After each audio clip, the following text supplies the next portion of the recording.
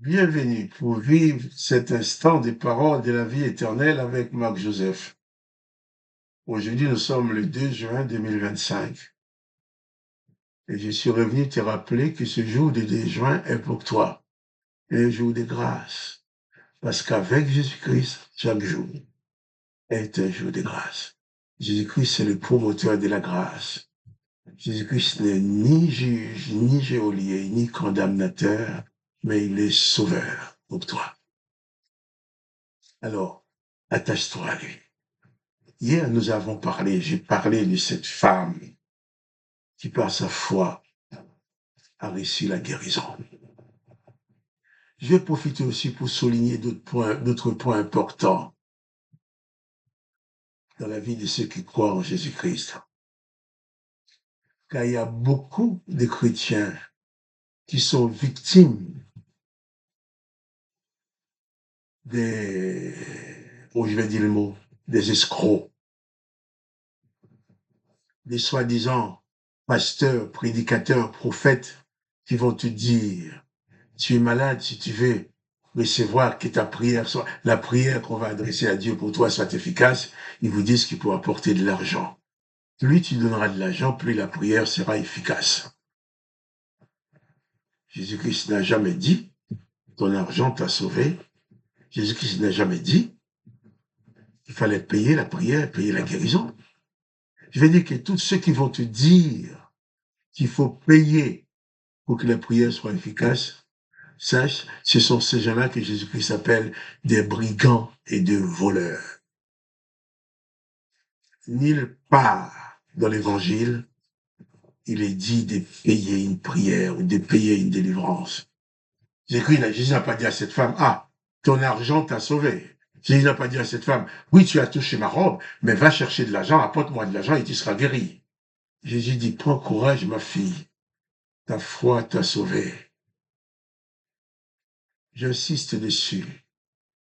Tous ces gens-là qui veulent usurper le nom de Jésus pour prendre l'argent des affligés, pour profiter, pour escroquer, pour voler, je dirais, l'argent de telle ou telle personne malade qui s'approche d'eux, telle personne qui est dans le besoin. Au lieu de les secourir, ils vont leur dire, il faut apporter de l'argent. Si tu apportes de l'argent, le Seigneur sera content et comme ça, tu seras guéri, tu auras ta délivrance. Comme si le Seigneur Jésus avait besoin d'argent pour aller s'acheter des sandwichs. Non. La seule monnaie, si on doit parler de monnaie, la seule monnaie que Jésus a besoin a besoin de toi pour te sauver, c'est ta foi.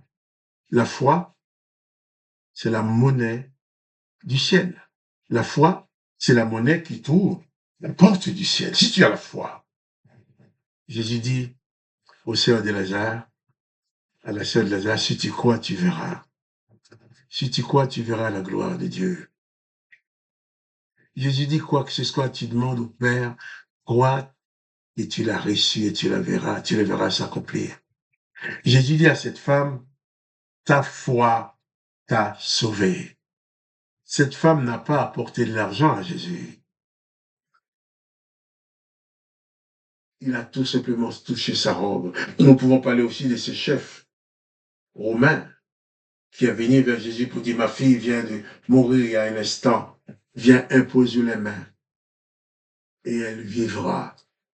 Cet homme aussi avait la foi. Et avec sa foi, il s'est présenté devant Jésus. Il n'a pas dit, Jésus, écoute, j'ai beaucoup d'argent. Guéris ma fille, je te donnerai de l'argent. Jésus aurait dit à la fille, c'est l'argent de ton père qui t'a sauvé. Lui, il dit à la femme, c'est ton argent qui t'a sauvé, qui t'a guéri. Non. Je ne dis pas que quelqu'un ne doit pas mettre son argent au service de Dieu, de l'œuvre de Dieu, car l'œuvre de Dieu a besoin d'argent. Mais cet argent-là, c'est toi qui as envie de donner une offrande. Mais quand quelqu'un te dit que sa prière va te coûter tant, ou s'il te dit pas le prix, mais il te fait savoir, plus tu lui donnes de l'argent, plus la prière sera efficace, tu es face à un brigand et un voleur qui veulent tout simplement utiliser ta souffrance pour s'enrichir sur ton dos. Mais ça n'a aucune valeur. Jésus-Christ a dit que vous avez reçu gratuitement, vous donnez gratuitement. Si quelqu'un doit prier pour toi, il te demande l'argent, fuis tout de suite, car tu as affaire avec un malfaiteur. Jésus dit à cette femme, ta foi t'a guéri. Jésus n'a pas dit, mais ton argent t'a guéri. Jésus n'a pas dit, tu as apporté beaucoup d'argent, je suis content, je vais te guérir. Non. On te dit, si tu apportes de l'argent, une offrande de l'argent, eh bien, Dieu sera content et tu seras guéri. Non. Ça, ce sont des paroles de voleurs, des paroles de trompeurs, qui n'ont aucun droit de parler dans le nom de Jésus de cette façon-là. Alors, pas de panique. Confie-toi en Jésus-Christ. Place ta foi en lui. Même ce chef romain qui est venu se prosterner devant Jésus, il n'a pas dit à Jésus, je vais t'apporter des présents, je vais t'apporter des offrandes, je vais t'apporter de l'argent. Non. Il a manifesté sa foi. Seigneur, ma fille vient de mourir. Viens, impose-lui les mains et elle vivra. Et Jésus a été, il l'a fait. Le texte nous dit, lorsque Jésus, au verset 23, Matthieu 9, verset 23, lorsque Jésus fut arrivé à la maison du chef et qu'il vit les joueurs de flûte et la foule bruyante, il leur dit, retirez-vous car la jeune fille n'est pas morte, mais elle dort. Et il se moquait de lui. Dans la foule, il était renvoyé. Jésus entra et prit la main de la jeune fille. Prend la main de la jeune fille et la jeune fille se leva. Les bruits s'en répandit dans toute la contrée. Voilà.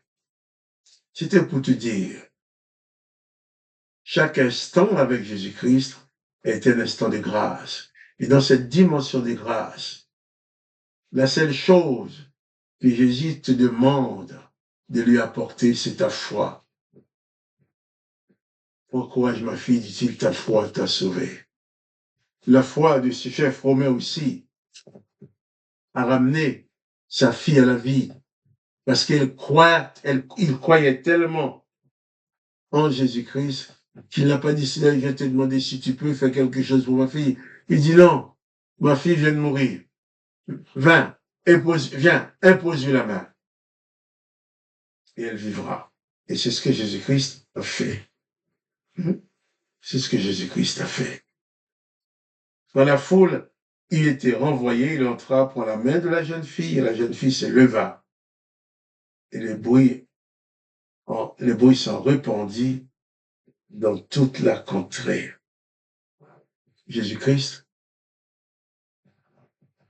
dit que Dieu le Père a donné son Fils aîné afin quiconque a la foi en lui ne périsse point, mais qu'il ait la vie éternelle. Que soit ta vie éternelle, que soit la guérison de ton corps, quels soient les besoins quelconques que tu peux avoir, ces besoins vont être comblés par la parole de Jésus-Christ.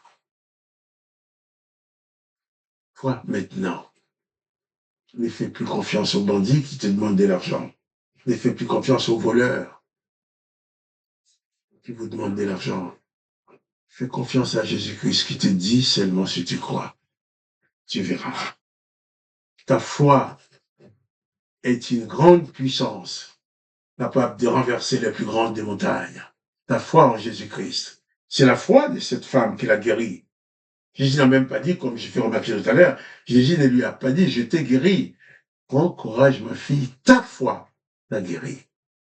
C'est ta foi en Jésus-Christ qui produira ta délivrance. C'est ta foi en Jésus-Christ qui produira ta guérison. C'est ta foi en Jésus-Christ qui produira ta libération. Alors, pas de panique. Pas de panique. Place ta foi en Jésus-Christ et tu seras pleinement libéré. Alors que le nom de Dieu le Père soit glorifié, que le nom de Jésus-Christ soit glorifié et que toi tu sois pleinement béni. Quant à moi, Marc-Joseph, je te dis, pas de panique. Confie-toi en Jésus-Christ. Et toutes les solutions seront à ta portée.